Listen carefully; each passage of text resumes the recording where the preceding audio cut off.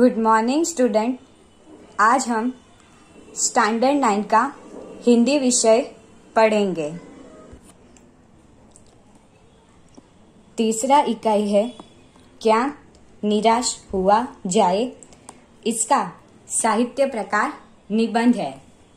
इसमें भारत समाज में जो भ्रष्टाचार, असत्य और जो कुविचारों जैसी प्रथाएं चल रही है, इसका हमें इसमें परिचय दिया है। मेरा मन कभी कभी बैठ जाता है। समाचार पत्र में ठगी, डकैती, ठगी यानी कि किसी को धोखा देना, डकैती, चोरी और तस्करी दोनों समानार्थी है। तस्करी और भ्रष्टाचार के समाचार भरे रहते हैं।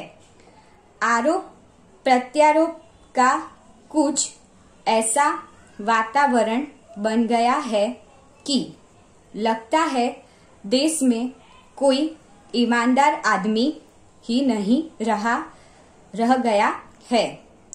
हर व्यक्ति संदेह की दृष्टि से देखा जा रहा है।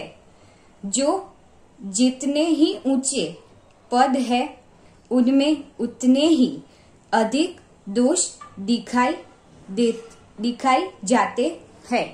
अब इसमें लेखक यानी कि हजारी प्रसाद त्रिवेदी जिसने ये इकाई लिखा है, वो कहते हैं कि कभी कभी मैं निराश हो जाता हूँ, क्योंकि रोज सुबह उठकर मैं जब समाचार पत्र यानी कि न्यूज़पेपर देखता हूँ तो उसमें भ्रष्टाचार, चोरी, खून, लूटपाट ऐसे ही समाचार आते रहते हैं। हर व्यक्ति को संदेह की दृष्टि से देखा जाता है, यानी कि ऐसा हो गया है कि किसी पर अब हम विश्वास नहीं कर सकते। जो अधिकारी जितने ऊंचे पद पर है वो उतना ही भ्रष्टाचारी है। एक बहुत बड़े आदमी ने मुझसे एक बार कहा था कि इस समय सुखी वही है जो कुछ नहीं करता। जो कुछ भी करेगा उसमें लोग दोष खोजने लगेंगे, उसके सारे गुण भुला दिए जाएंगे और दोषों को बढ़ा चढ़ाकर दिखाया जाने लगेगा। दोष किसमें नहीं होते। यही कारण है कि हर आदमी दोषी अधिक दिख रहा है, गुणी कम या बिल्कुल ही नहीं। स्थिति अगर ऐसी है तो निश्चय ही चिंता का विषय है।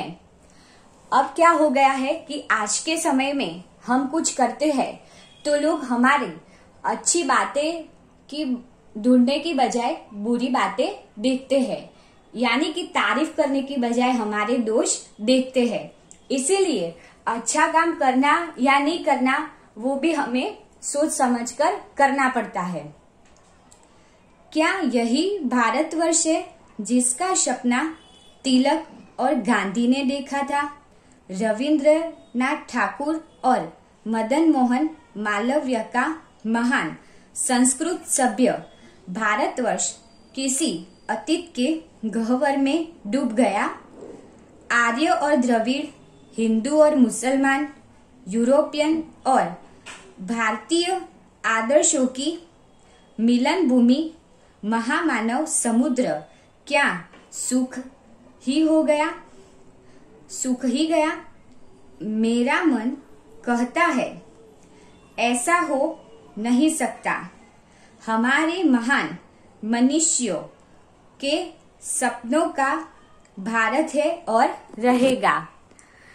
अब लेखक ऐसा पूछते हैं कि यही भारत है जिसका सपना गांधी जी और लोकमान्य तिलक ने देखा था। तो गांधी जी ने कैसा सपना देखा था कि झूठ, चोरी, डकैती वो सब खत्म हो जाए, लोग आपस में मिलजुल कर रहे। रविंद्रनाथ ठाकुर और मदन मोहन मालवीय भी ऐसा चाहते थे कि भारत की संस्कृति है उनको लोग अपनाए। पर आजकल हम क्या कर रहे हैं कि विदेशी संस्कृति ज्यादा अपनाते हैं। इसीलिए ऐसा लगता है कि महान मनुष्य यानी कि महापुरुषों ने जो स्वप्न देखा था वो पूरा नहीं हो सकेगा। यही सही है कि इन दिनों कुछ ऐसा माहौल बना है कि ईमानदारी से मेहनत करके जीविका चलाने वाले निरीह यानी निराधार, जिसको कोई भी आधार नहीं है, और बोले बोले श्रमजीवी पीस रहे हैं और झूठ तथा फरेब का रोजगार करने वाले फल फूल रहे हैं। ईमानदार को मूर्खता का पर्याय समझा जाने लगा है। सच्चाई केवल भीरू और बेबस लोगों के हिस्से पड़ी है। ऐसी स्थिति में जीवन के महान मूल्यों के बारे में लोगों की आस्था ही हिलने लगी है। यानी कि परिश्रम करने वाले, जो मेहनत करने वाले जो लोग हैं, जो हमेशा सच बोलते हैं, किसी को कोई परेशान नहीं करता है, उन लोगों की हालत अभी खराब हो चुकी है। और जो लोग फरेब करके या झूठ मूठ से पैसा कमाते हैं, वो लोग अभी बहुत सुखी है। इसीलिए ऐसा लगता है कि सच्चाई केवल जो बेबस गरीब इंसान है उसके पास ही है। बाकी जो पैसे वाला इंसान है वो तो कोई भी तरीके से अपना काम करा सकता है। परंतु ऊपर ऊपर जो कुछ दिखाई दे रहा है वह बहुत ही हाल की मनुष्य निर्मित नीतियों की त्रुटियों की देन है। सदा मनुष्य बुद्धि नई परिस्थितियों का सामना करने के लिए नए सामाजिक विधि निषेधों को बनाती है। उनके ठीक साबित न होने पर उन्हें बदलती है। नियम कानून सबके लिए बनाए जाते हैं, पर सबके लिए कभी कभी एक ही नियम सुखकर नहीं होते। सामाजिक कायदे कानून कभी युग युग से परीक्षित आदर्शों से टकराते हैं। उससे ऊपरी सतह आलोड़ित भी होती है। पहले भी हुआ है, आगे भी होगा। उसे देखकर हताश हो जाना ठीक नहीं है। इसमें आलोड़ित यानी किसी चीज के लिए ज्यादा मेहनत करना या जूझना। अब जब युग बदलता है यानी कि समय बदलता है, जमाना बदलता है, तो आदर्श यानी कि हमारे विचार भी बदलते हैं। पुराने कायदे कानून की जगह नए कायदे कानून आते हैं, उनमें भी अंतर होता है। आज की स्थिति भी कुछ ऐसी है, इसमें कुछ नया नहीं है। हर परिवर्तन के बाद ऐसा ही होता है। अब कई बार जो कायदे कानून है वो क्या है कि जो गरीब इंसान है उसके लिए ही ज्यादा कायदे कानून है। जो ज्यादा पैसे वाला है या चोरी कर रहा है उसको तो कोई भी कानून का डर है ही नहीं।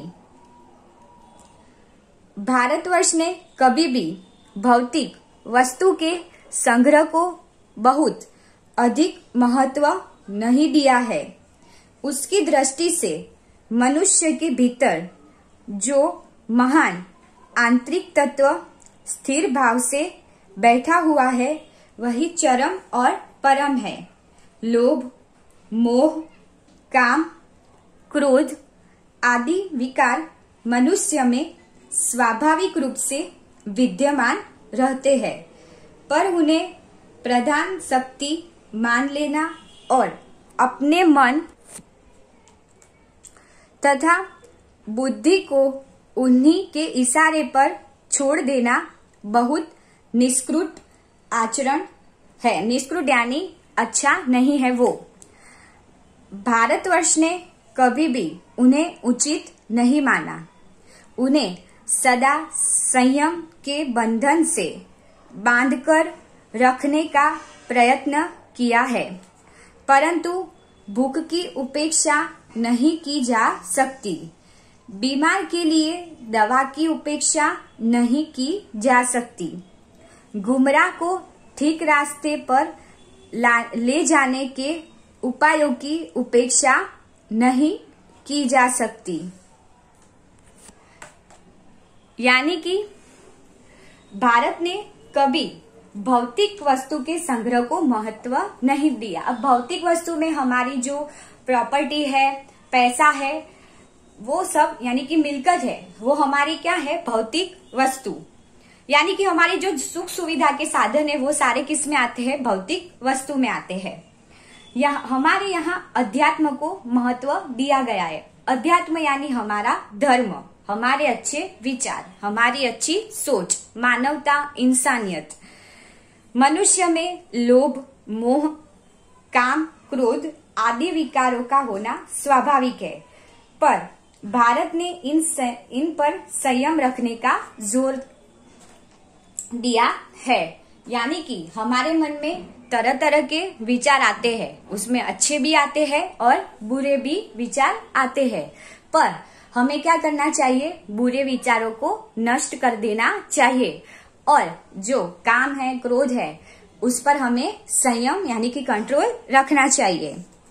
हुआ यह है कि इस देश के कोटि कोटि यानी कि सबसे ज्यादा दरिद्र जनों यानी कि गरीब की हीन अवस्था यानी कि खराब अवस्था या स्थिति को दूर करने के लिए ऐसे अनेक कायदे कानून बनाए गए हैं जो कृषि उद्योग, वाणिज्य, शिक्षा और स्वास्थ्य की स्थिति को अधिक उन्नत और सुचारू यानी अच्छा बनाने के लक्ष्य से प्रेरित है। परंतु जिन लोगों को इन कार्यों में लगना है, उनका मन हर समय पवित्र नहीं होता। प्रायः यानी कि बाद में वे ही लक्ष्य को भूल जाते और अपनी ही सुख सुविधा की ओर ज्यादा ध्यान देने लगते हैं। यानी कि जो हमारे जो गरीब लोग हैं, उनकी स्थिति अच्छी करने के लिए हमने तरह तरह की सुविधाएं बनाई है, यानी कि कायदे कानून भी बनाए हैं। तो उसमें हम कृषि है, फिर और जो छोटा बड़ा कुछ भी व्यापार है, शिक्षा है, यानी कि जो गरीब बच्चों उनको मुफ्त में पढ़ाने की बात हो रही है, फिर स्वास्थ्य यानी कि जो गरीब है उनको उनका मुफ्त में इलाज हो जाए, वो सब लक्ष्य हमने बनाए हैं।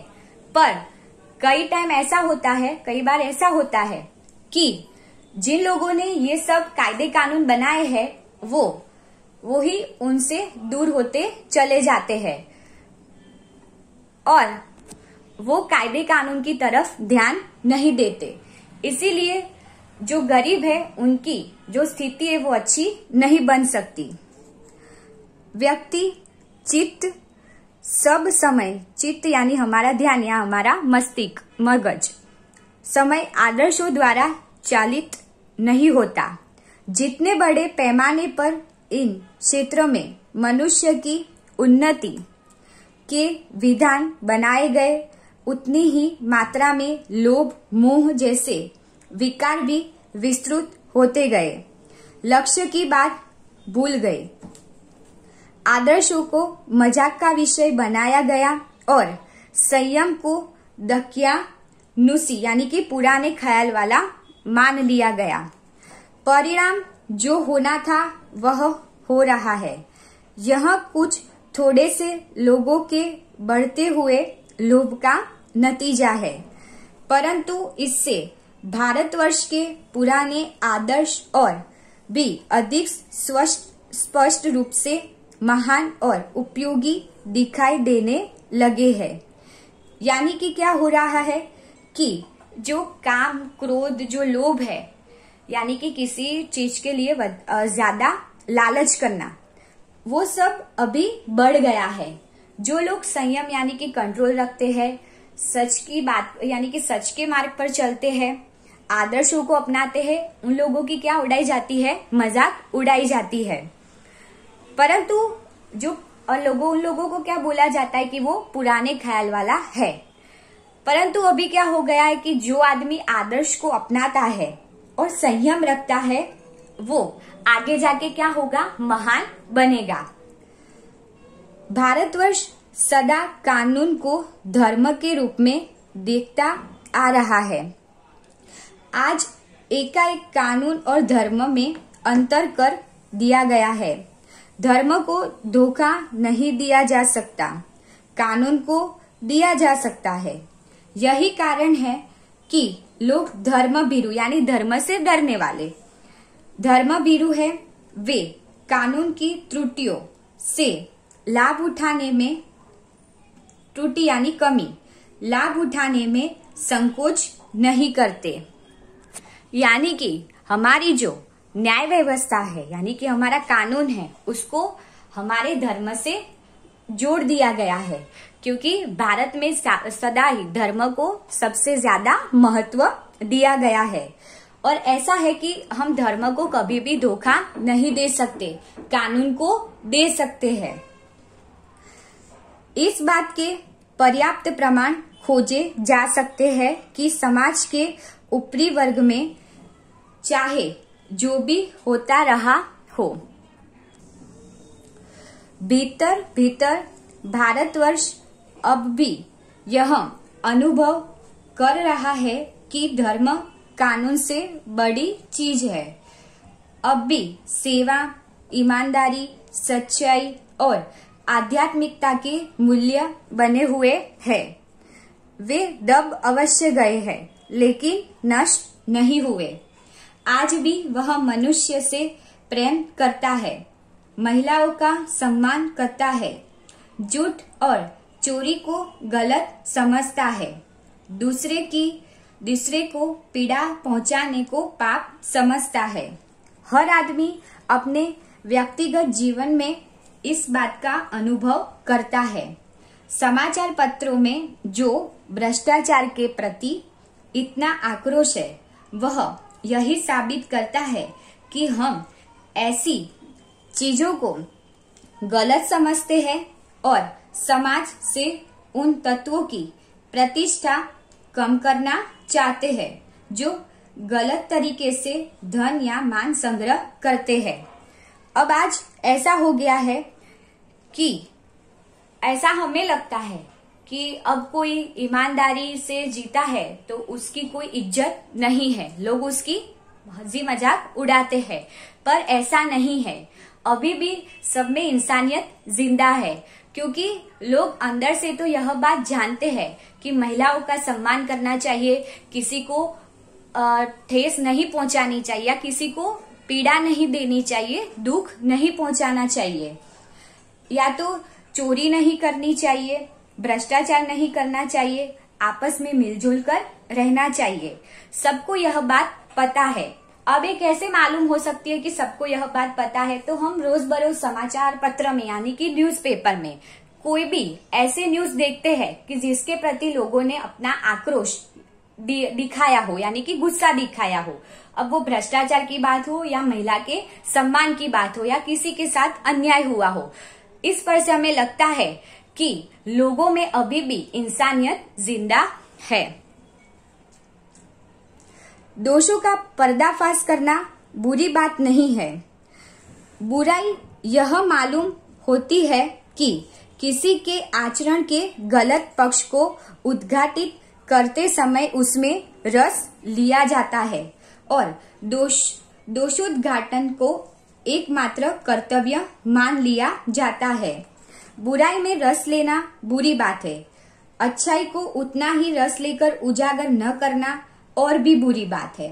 सैकड़ों ऐसी घटनाएं घटती है जिन्हें उजागर करने से लोक चित्त में अच्छाई के प्रति अच्छी भावना जगती है। यानी कि बुराई का पर्दाफाश करना चाहिए, पर बुराई का पर्दाफाश तो होना चाहिए, पर बुराई के सामने अच्छाई को भी न दिखाना वो भी एक बुरी बात है। यानी कि किसी ने कोई बुरा काम किया तो हम उसे क्या दे सकते हैं? सजा दे सकते हैं या कुछ भी ऐसा बोलकर उसे सही रास्ते पर ला सकते हैं। पर किसी ने अच्छा काम किया और उसकी तारीफ ना करो तो भी एक वो क्या है, बुरी बात है।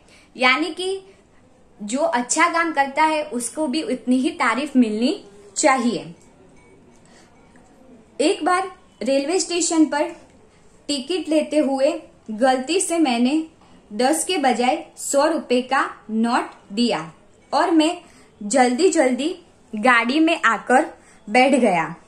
थोड़ी देर में टिकट बाबू उन दिनों के सेकंड क्लास के डिब्बे में हर आदमी का चेहरा पहचानता हुआ उपस्थित हुआ। उसने मुझे पहचान लिया और बड़ी विनम्रता के साथ मेरे हाथ में 90 रुपए रख दिए और बोला, यह बहुत गलती हो गई थी। आपने भी नहीं देखा, मैंने भी नहीं देखा। उनके चेहरे पर विचित्र संतोष की गरिमा थी। मैं चकित रह गया। कैसे कहूं कि दुनिया में सच्चाई और ईमानदारी लुप्त हो गई है। वैसी अनेक अवांछित घटनाएं भी हुई है, परंतु यह एक घटना ठगी और वंचना की अनेक घटनाओं से अधिक शक्तिशाली है। यानी कि क्या है, इसमें लेखक एक बार ट्रेन की यानी कि रेलवे की टिकट लेने गए तो टिकट का जो भाव था वो कितने रुपए था, 10 रुपए। पर उन्होंने गलती से क्या कर दिया, 100 का नोट दे दिया। अब उन्होंने भी नहीं देखा और टिकट देने वाले ने भी नहीं देखा, पर जो टिकट बाबू थे वो जो लेखक है उनको ढूंढते ढूंढते आ गए और 90 रुपए वापस दे दिए। इसीलिए लेखक को लगा कि अभी भी दुनिया में ईमानदारी और जो सच्चाई है वो अभी भी टिकी हुई है। एक बार मैं बस यात्रा कर रहा था। मेरे साथ मेरी पत्नी और 3 बच्चे भी थे। बस में कुछ खराबी थी, रुक रुक कर चलती थी। गंतव्य से कोई 5 मील पहले ही एक निर्जन सुनसान स्थान में बस ने जवाब दे दिया। रात के कोई 10 बजे होंगे। बस में यात्री घबरा गए। कंडक्टर ऊपर गया और एक साइकिल लेकर चलता बना। लोगों को संदेह हो गया कि हमें धोखा दिया जा रहा है। बस में बैठे लोगों ने तरह तरह की बातें शुरू कर दी। किसी ने कहा, यहाँ डकैती होती है। 2 दिन पहले इसी तरह एक बस को लूट लिया गया था। परिवार सहित अकेला मैं ही था। बच्चे पानी पानी चिल्ला रहे थे। पानी का ठिकाना न था। ऊपर से आदमियों का डर समा गया था। अब क्या हुआ कि लेखक अपनी पत्नी के साथ और उसके 3 बच्चों के साथ बस में कहीं जा रहे थे और बस एक सुनसान जगह आकर बंद हो गई। तो जो बस का जो कंडक्टर था वो बस के ऊपर से साइकिल लेके भाग गया। अब लोगों को लगा कि हमें धोखा हुआ है और ये हमें इधर छोड़कर भाग गया। अब लोगों ने तरह तरह की बातें बनाना शुरू कर दी कि थोड़ी देर पहले ऐसे ही जंगल में एक बस खड़ी थी और लोग फिर इसमें लोगों को एक लुटारे चले गए। फिर जो उसके लेखक के बच्चे थे वो भी पानी पानी चिल्ला रहे थे। सब लोग डरे हुए थे। कुछ नौजवानों ने ड्राइवर को पकड़ कर मारने पीटने का हिसाब बनाया।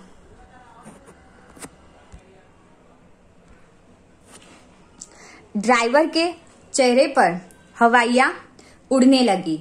लोगों ने उसे पकड़ लिया। वह बड़े कातर ढंग से मेरी ओर देखने लगा और बोला, हम लोग बस का कोई उपाय कर रहे हैं, बचाइए, ये लोग मारेंगे। डर तो मेरे मन में भी था, पर उसकी कातर यानी कि लाचार मुद्रा देखकर मैंने यात्रियों को समझाया कि मारना ठीक नहीं है। परंतु यात्री इतने घबरा गए कि वे मेरी बात सुनने को तैयार नहीं हुए। कहने लगे, इसकी बातों में मत आइए, धोखा दे रहा है। कंडक्टर को पहले ही डाकू के यहाँ भेज दिया है। अब कुछ जो उसमें नौजवान थे वो लोग क्या करने लगे, ड्राइवर को मारने पीटने लगे। तो ड्राइवर भी डर गया और लाचार बन गया। फिर लेखक वहां गए तो ड्राइवर ने लेखक को कहा कि मुझे बचाइए, क्योंकि ये लोग मुझे मार डालेंगे। मेरे से बनता जो प्रयत्न है वो करूंगा। और लेखक भी उतने घबरा गए थे, यात्री भी घबरा गए थे। अब आगे देखते क्या हुआ। मैं भी बहुत भयभीत था, पर ड्राइवर को किसी तरह मारपीट से बचाया। 1.5-2 घंटे बीत गए। मेरे बच्चे भोजन और पानी के लिए व्याकुल थे। मेरी और मेरी पत्नी की हालत बुरी थी।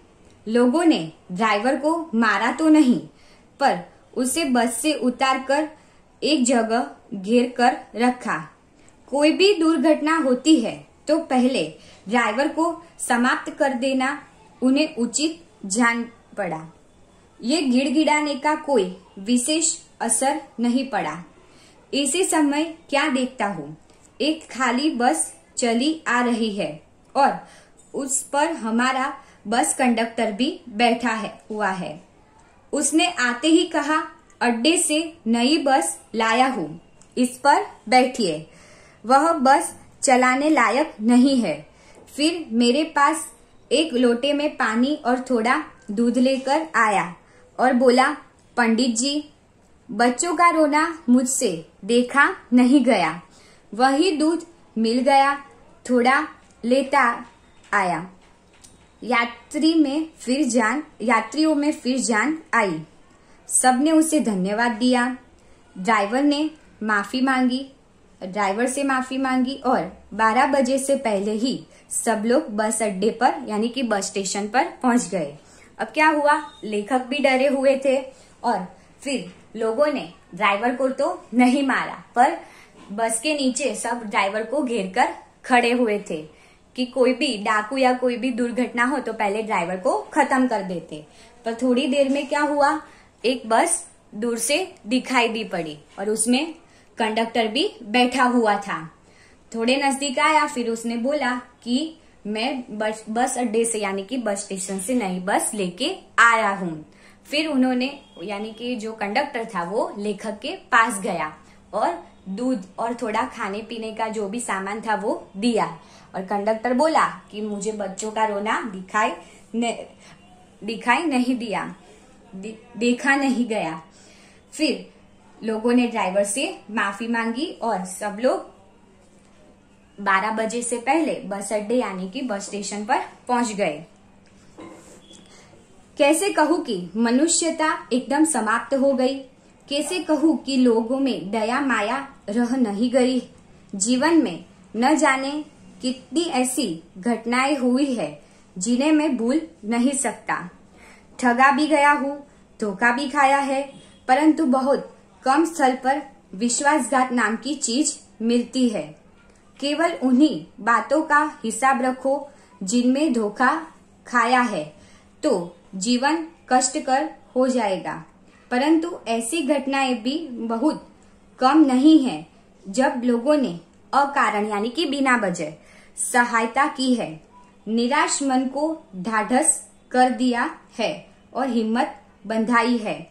कविवर रविंद्रनाथ ठाकुर ने अपने एक प्रार्थना गीत में भगवान से प्रार्थना की थी कि संसार में केवल नुकसान ही उठाना पड़े, धोखा ही खाना पड़े, तो ऐसे अवसर पर भी हे प्रभु मुझे ऐसी शक्ति दो कि मैं तुम्हारे ऊपर संदेह न करूं।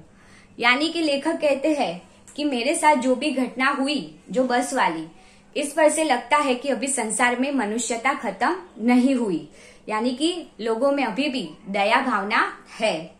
अब लेखक कहते हैं कि कई बार मेरे साथ धोखा हुआ है, सब लोगों ने मुझे ठगा भी है, और विश्वासघात भी बहुत हुआ है, परंतु हमें बुरी बातों के साथ अच्छी बात भी ध्यान में रखनी चाहिए और हमारे मन में रखनी चाहिए, तो हम दुखी से ज्यादा सुखी रहेंगे। और कविवर रविंद्रनाथ टैगोर ने भी कहा है कि हे भगवान, मेरे पर बहुत सारे दुख आ पड़े, पर मुझे ऐसी शक्ति देना कि मैं कभी भी आप पर संदेह ना करूं और टूट न जाऊं।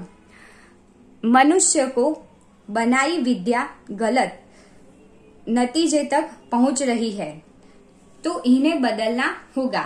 वस्तुतः आए दिन उन्हें बदला ही जा रहा है, लेकिन अब भी आशा की ज्योति बुझी नहीं है। महान भारतवर्ष को पाने की संभावना बनी हुई है, बनी रहेगी। मेरे मन निराश होने की जरूरत नहीं है। यानी कि अभी भी दुनिया में इंसानियत है, वो जिंदा है, दया है, वो भी दया भावना है, वो भी जिंदा है।